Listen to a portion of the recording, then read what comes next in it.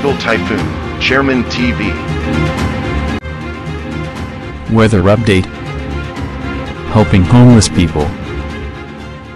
Please subscribe.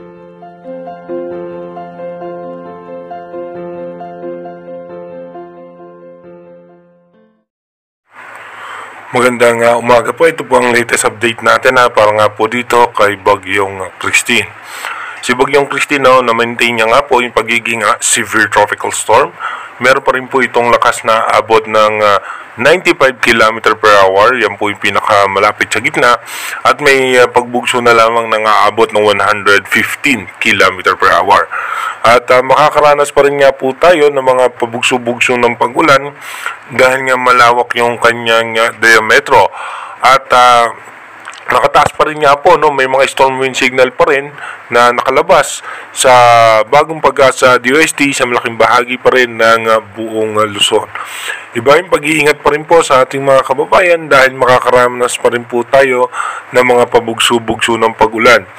Habang yung tropical storm naman ayon sa European Center na nasa labas ng Philippine Area of Responsibility ay nasa bandang Guam.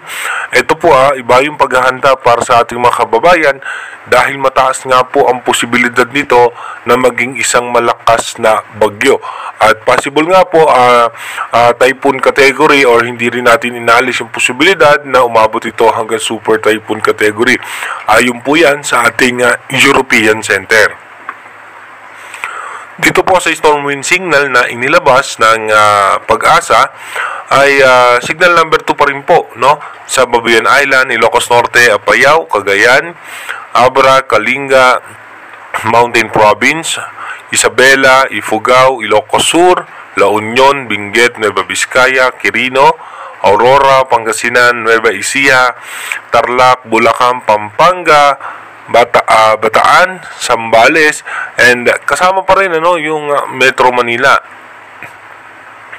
Pero merong southern portion ng Metro Manila na nakalagay naman sa storm wind signal number 1. Kasama rin dyan ang Polillo Island, southern portion ng Cavite, Laguna, Batangas, Quezon, Camarines Norte, Camarines Sur, Catanduanes, Albay, Marinduque, Occidental Mindoro, at Oriental Mindoro, Romblon, Masbate, Aklan, Capiz, Antique, at Calamian Island.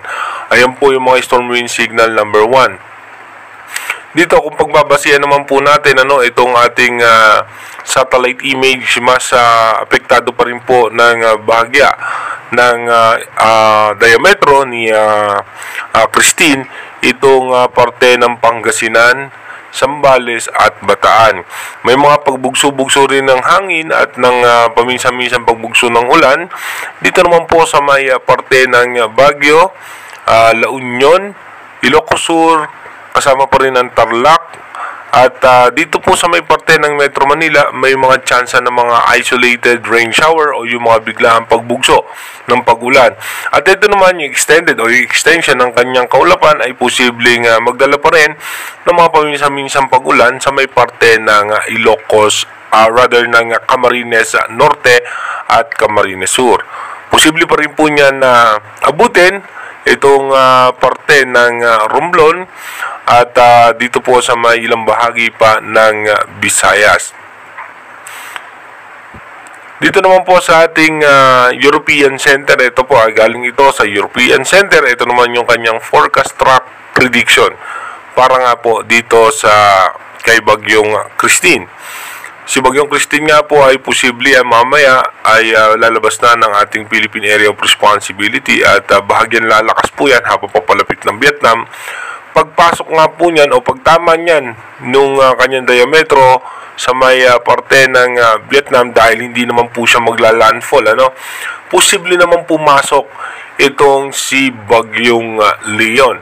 As of now, dito sa advanced weather forecast, possible severe tropical storm at mataas ang tsansa na umabot na hanggang typhoon category.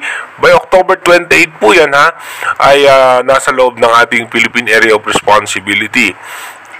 At pagdating naman po ng October 30, ito man po ay nasa typhoon category na at magre-recurve na nga patungo nga po sa parte ng Japan. Habang pabalik naman itong si bagyong Christine, no, sa ating West Philippine Sea, at asahan po natin na yung pagbalik niyan ay magdudulot na naman po ng pag-ulan sa western section ng ating bansa. At pagkatapos po niyan, muli po yung babalik patungo po ulit sa Vietnam at doon na po yan magla-landfall. Pero again inuulit natin, dahil nga malayo pa itong ating advanced weather forecast, marami pa pong posibilidad, mataas pa ang tsansa, nasa 80% pa ang tsansa na magbago pa rin po lahat ng ating nakikita sa ating monitor.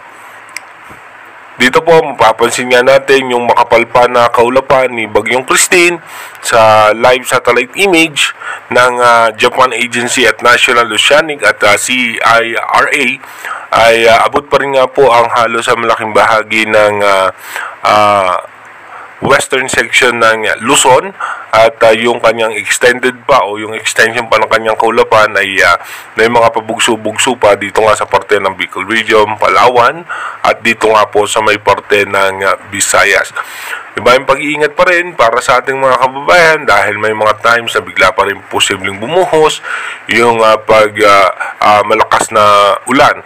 Dahil depende po yan, para sa kalaman lang ng ating mga kababayan, depende pa rin po yan sa lakas ng hangin dito nga po sa itaas, yung pagtulak niya ng kaulapan at kung saan babagsak yung pinakamalalakas na pag-ulan.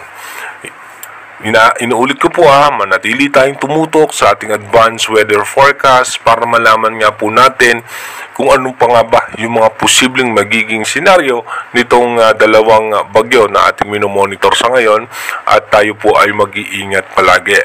God bless po sa ating lahat.